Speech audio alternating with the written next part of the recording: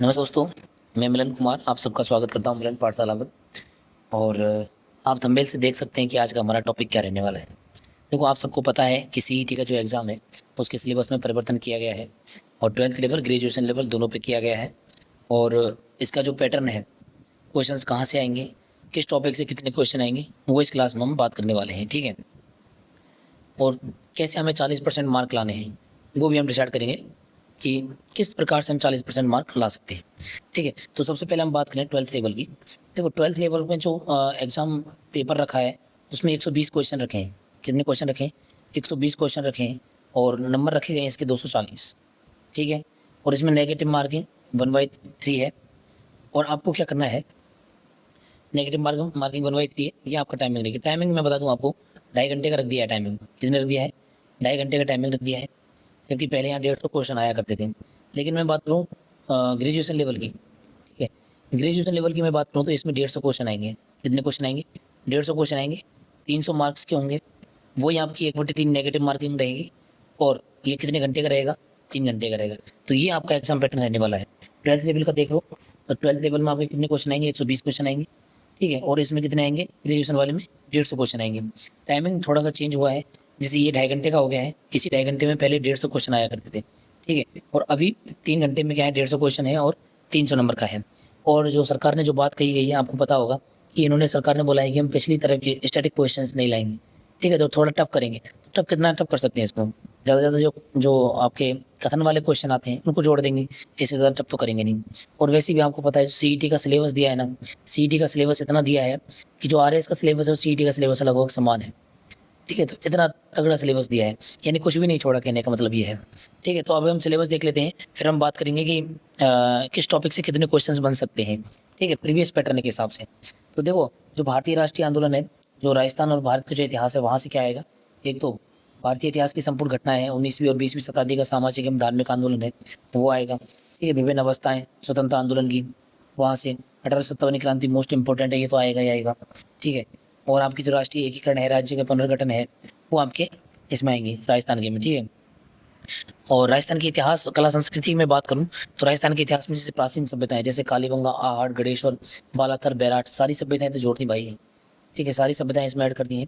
दूसरा, राजस्थान के इतिहास की महत्वपूर्ण घटनाएं, प्रमुख राजवंश यानी मेडावल पूरी। ठीक है। एंशियंट में इन्होंने क्या लिया है? एंशियंट में इन्होंने लिया है कौन सी सभ्यताएं? ओनली उन सभ्यताएं। और आपकी जो मेडावल में लिया है आपका कौन सा? पूरा मेडावल ले लिया, राजवंश वगैरह हो गए उनके। ठीक है। उनकी सामाजिक सांस्कृतिक स्थिति हो गई, राजस्व व्यवस्था हो गई, उनकी प्रशासनिक व्यवस्था हो गई। छोड़ा ही क्या है फिर? ठीक है। स्थापत्य कला आपकी पूरी होगी, जैसे किले, स्मारक, चित्रकला है, हस्तशिल्प, ये सारी होगी। ठीक है। मूर्तियां, क्षेत्रीय बोली हो गई, बोली, भाषा, साहित्य। ठीक है। मेले, त्योहार, लोक संगीत, लोक नृत्य, ये हो गए आपका। और राजस्थानी संस्कृति, परंपरा, विरासत, धार्मिक आंदोलन, संत संप्रदाय, लोक देवता। ठीक है। ऐतिहासिक स्थल, राजस्थान के प्रमुख व्यक्तित्व और राजस्थान का एकीकरण, ये सारे टॉपिक राजस्थान के इतिहास, आर्ट एंड कल्चर से हैं। वही एक भी टॉपिक ऐसा नहीं है जो आर्ट एंड कल्चर में इन्होंने छोड़ा हो। ठीक है। और भूगोल की बात करें, भूगोल में देखो साहब, भूगोल में आपका आएंगे पर्वत, पठार, मरुस्थल, मैदान, जलवायु, मानसून।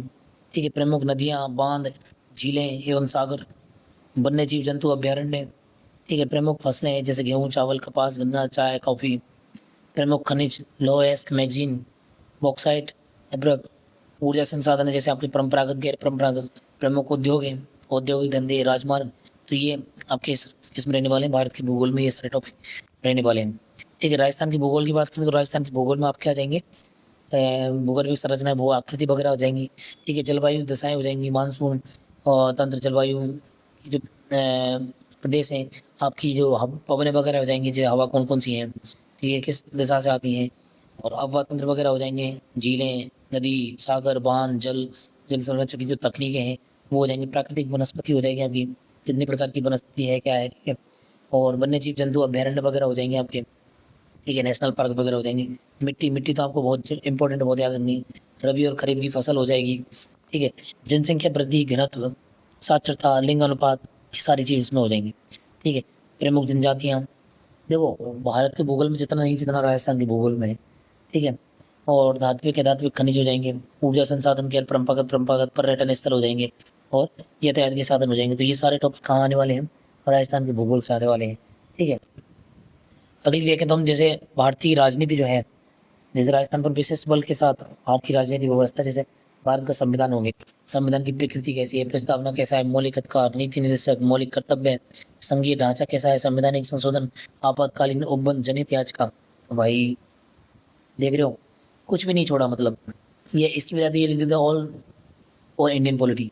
ठीक है, संविधान सभा की विशेषताएं, भारतीय संविधान की विशेषताएं, राष्ट्रपति, प्रधानमंत्री, मंत्रिपरिषद हो गया, संसद हो गई, उच्चतम न्यायालय हो गया अभी। ठीक है, और आपके संघीय राज्य कार्यपालिका, निर्वाचन आयोग, नियंत्रक, महालेखा परीक्षक, मुख्य सूचना आयुक्त, लोकपाल हो गया, राष्ट्रीय मानवाधिकार आयोग हो गया, स्थानीय स्वायत्तता, शासन एवं पंचायती राज हो गया। ठीक है, ये याद रखनी है भाई, बहुत इंपॉर्टेंट है स्थानीय स्वायत्तता, पंचायती राज, क्योंकि जब कथन वाला क्वेश्चन देगा ना तो पंचायत राज में स्टैटिक क्वेश्चंस बनते ही नहीं है आजकल। ठीक है, इनमें से कथन वाले क्वेश्चंस बनेंगे। ठीक है, तो राजस्थान की राजनीति एवं प्रशासनिक व्यवस्था, राज्यपाल, मुख्यमंत्री, राज्य विधानसभा, ये सारे टॉपिक आपके रहने वाले हैं जिसमें इंडियन पॉलिटी में। और इंडियन पॉलिटी मैंने बहुत अच्छे तरीके से पढ़ा रखी है आपको, आप चैनल में जाकर के प्ले लिस्ट अलग से बना रखी है इंडियन पॉलिटी की, बहुत अच्छे तरीके से टॉपिक क्लियर करा रखे हैं। तो इसके मैंने एमसीक्यू भी आपको करा रखे। ठीक है, एमसीक्यू भी आप जाकर के देख सकते हैं। नेक्स्ट हमारा जैसे अर्थव्यवस्था की बात करूँ तो इकोनॉमिक में ऐसा आएगा आपकी जो बजट वाला पार्ट हो गया, बैंकिंग, लोक वित्त, वस्तु एवं सेवा कर यानी जीएसटी वाला हो गया, ये राष्ट्रीय आय, समृद्धि, ये सारे हो जाएगा। राजकोषीय मौद्रिक नीतियां हो जाएंगी इसकी, सब्सिडी वगैरह हुई, लोक वितरण प्रणाली हुई, ई कॉमर्स, ये भी इसमें आ जाएगा। जो ई कॉमर्स वगैरह चलती है, फ्लिपकार्ट वगैरह ये सब चलती है ना, ये ई कॉमर्स का ही भाग है। ठीक है, कृषि, उद्योग, सेवा, व्यापार एवं क्षेत्रों की ये हो जाएंगे, हरित क्रांति, श्वेत क्रांति, नीली क्रांति रहेगी, पंचवर्षीय योजनाएं और आपकी प्रमुख आर्थिक समस्याएं, सरकार की पहल, ये सभी आपको याद रखने, ये आपके टॉपिक हो जाएंगे इसमें। भारत की अर्थव्यवस्था में राजस्थान की अर्थव्यवस्था की बात करूँ तो ये मिलते जुलते टॉपिक रहेंगे, जैसे खाद्य एवं व्यावसायिक फसलें, कृषि, और हमारी जो राजस्थान में जो मनरेगा वाली योजना चलती है वो। ठीक है, और जल सिंचाई एवं नदी घाटी परियोजनाएं, बंजर भूमि, सूखा क्षेत्र विकास परियोजनाएं, इंदिरा गांधी नहर परियोजना, और उद्योगों का विकास रहेगा उनका स्थान, कृषि आधारित उद्योग, खनिज आधारित उद्योग, लघु एवं कुटीर उद्योग, इन जितने भी प्रकार के उद्योग हैं वो सारे इसमें आ जाएंगे। ठीक है, गरीब एवं बेरोजगारी, अवधारणा, प्रकार, कारण, निदान एवं वर्तमान, फ्लेक्सिबल योजना। ठीक है, सामाजिक न्याय एवं आधिकारिक कमजोर वर्गों के लिए प्रावधान, ये इसमें रहेंगे। मनरेगा मैंने आपको बताया कि मनरेगा भी इसमें शामिल होगी। ठीक है, जो पंचायती राज 73वीं संविधान संशोधन लाएगी उससे संबंधित, तो पंचायती राज इसमें भी आ गया, पॉलिटी में भी आ गया। ठीक है, और साइंस एंड टेक्नोलॉजी में देखो, साइंस में से क्या है, सूचना संचार प्रणाली आ जाएगी, रक्षा, औद्योगिक, ये विद्युत धारा, ऊष्मा, फिजिक्स वाले, फिजिक्स आ जाएगी। देखो इसमें क्या है, आपके फिजिक्स और केमिस्ट्री और बायोलॉजी के जो जनरल टॉपिक है, ये जनरल टॉपिक इसमें शामिल किए जाएंगे। ठीक है, जैसे जैव विविधता से संबंधित भौतिक रासायनिक प्रक्रिया हो गई, जंतु एवं पादपों के आर्थिक महत्व हो गए, कृषि विज्ञान, उद्यान विज्ञान, वानिकी, पशुपालन, ये सब टॉपिक इसमें, अम्ल क्षार, रबड़, ये छोटे मोटे जो टॉपिक है वो सारे इसमें आ जाएंगे। ठीक है, और मैं बता रहा हूँ आपको सबसे ज्यादा जो वेटेज रहने वाला है, सबसे ज्यादा जो वेटेज रहने वाला है वो भी इन्हीं का रहने वाला है, किनका, साइंस एंड टेक का। ठीक है, कम से कम 20 से 25 क्वेश्चन साइंस एंड टेक के बनते हैं, तो आपको क्या है, साइंस एंड टेक पे बहुत ज्यादा जोर देना है। ठीक है, देखो हमारा टारगेट रहेगा, हमें 40% मार्क लाने हैं। ठीक है, वो मैं स्ट्रेटजी बताऊंगा आपको कैसे 40% मार्क लाने हैं। पहले एक बार देख लो, ये आपकी मैथ और रीजनिंग वाला जो है वो देख लो, टॉपिक कौन कौन से मैथ और रीजनिंग के। ठीक है, सारे टॉपिक इन्होंने दे दिए हैं, लेकिन टॉपिक ज़्यादा कठिन नहीं है, एक बार आप एक दो बार इनको पढ़ेगा तो ये भी, ये इससे भी बहुत सारे क्वेश्चन आते हैं, कम से कम 15 से 20 क्वेश्चन इसके आते हैं, इसके मैथ और रीजनिंग के, तो इस पर भी आपको जोर देना है। ठीक है, और हिंदी में देखो, हिंदी में आपके जो नॉर्मल जैसे आपकी संधि विच्छेद वगैरह हुई, जो ग्रामर वाला टॉपिक है, सर्वनाम, विशेषण, क्रिया, कारक, विभेद, सामाजिक विभेद, उपसर्ग प्रत्यय वाले विलोम शुद्धि और शब्द शुद्धि, वाक्य शुद्धि, लोगोक्ति, मुहावरे। ठीक है, राजभाषा जो हमारी हिंदी है उसकी जो संवैधानिक स्थिति है वो क्या है, ठीक है, वो आपके हिंदी में आ जाएगी। और इंग्लिश में देखो, इंग्लिश में आपकी जो आर्टिकल का यूज है, टेंस, वॉइस, नरेशन, प्रीपोजिशन, और आपके सेंटेंस का ट्रांसलेशन करना है। ठीक है, और सिनोनिम्स, एंटोनिम्स वगैरह, कंप्रेहेंसिव, ये सारी चीज छोटे मोटे जो टॉपिक है वो इसमें कवर हो जाएंगे। ठीक है, इंग्लिश और हिंदी के ज़्यादा वेटेज है, ये ज़्यादा वेटेज किसका है वो मैं आपको बताऊंगा। ठीक है, और कंप्यूटर देखो, आपके 12th लेवल में और ग्रेजुएशन लेवल में एक फर्क है कि 12th लेवल में आपके कंप्यूटर वाला पार्ट नहीं है, ये केवल किस में है, ग्रेजुएशन लेवल वाले में, किसमें है, ग्रेजुएशन लेवल वाले में है।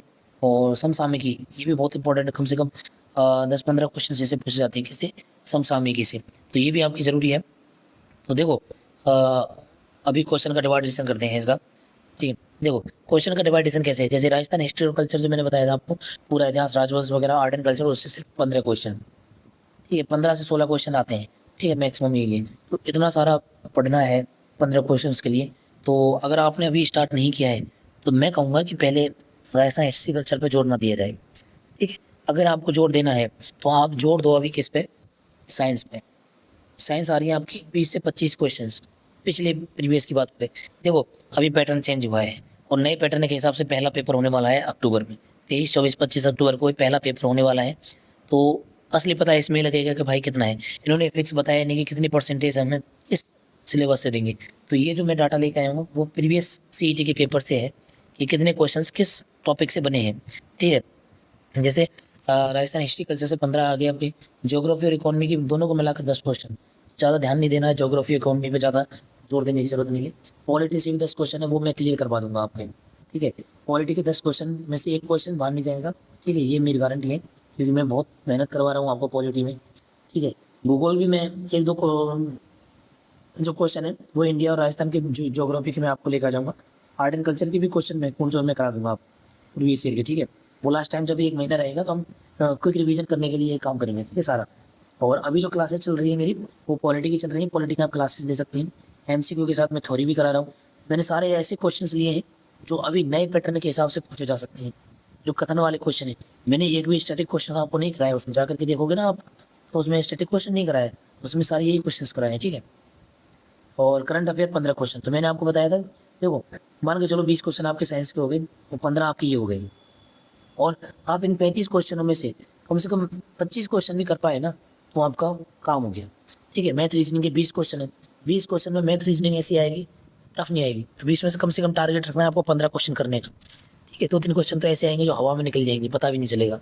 ठीक है, तो 20 क्वेश्चन में से कम 15 क्वेश्चन इसके टारगेट करो तो आपके कितने क्वेश्चन हो जाएंगे, कितने हो जाएंगे, 40 क्वेश्चन ही हो जाएंगे। और हमें कितने लाने हैं, जैसे मान के चलो 120 है और 120 का 40% निकालो आप।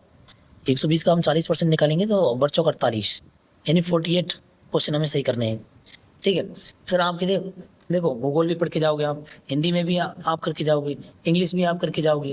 तो इससे क्या हो जाएगा, आपका ओवरऑल जो वो होगा 10-12 क्वेश्चन तो और सही कर दोगे आप। ठीक है, इधर इधर से। ठीक है, पॉलिटी में आपको करवा दूंगा। ठीक है, और राजस्थान हिस्ट्री कल्चर इसमें से 15 क्वेश्चन। तो आप ओवरऑल देखिए तो 48 नंबर, वैसे स्ट्रेटजी बनाए तो बहुत आसान है। ठीक है, ज़्यादा लोड नहीं लेना है, नेगेटिव मार्किंग पे बहुत ध्यान देना है, आपको क्वेश्चन आ रहा है उसी को ही आपको करना है। ठीक है, तो ये थी आज की जानकारी। और बहुत अच्छे से तैयारी करें, मेरे साथ मिलकर के तैयारी करें, आपका पेपर जरूर पास करवाएंगे, सीईटी जरूर निकलवाएंगे, क्योंकि ये 3 साल तक है। देखो अगर आपने सीईटी का ये पेपर पास नहीं किया ना तो आप देखते रहेंगे आपके साथ वाले पेपर देते रहेंगे और आपको पेपर देने का मौका भी नहीं मिलेगा। तो सबसे पहली बात है कि आप पेपर देने का मौका तो प्राप्त करें ताकि आगे का जो मार्ग है वो प्रशस्त हो। ठीक है, जगह आगे हमें दिखाई दे सके कि भाई हमें इस रास्ते पर जाना है। ठीक है, तो आज का ये ज्ञान यहीं तक था। और अभी मैं जो क्लासेस लेकर आ रहा हूँ उसका अनाउंसमेंट आपको कर दूंगा। अभी पॉलिटी मेरी चल रही है, पॉलिटी के बाद हिस्ट्री लेके आऊंगा, हिस्ट्री के क्वेश्चंस प्रीवियस ईयर के क्वेश्चंस करेंगे। ठीक है, तो बड़ों का सम्मान करें, छोटों को प्यार दें, अपना व्यक्तित्व इस प्रकार से विकसित करें कि पुरुष और महिलाएं आपके साथ सुरक्षित महसूस करें।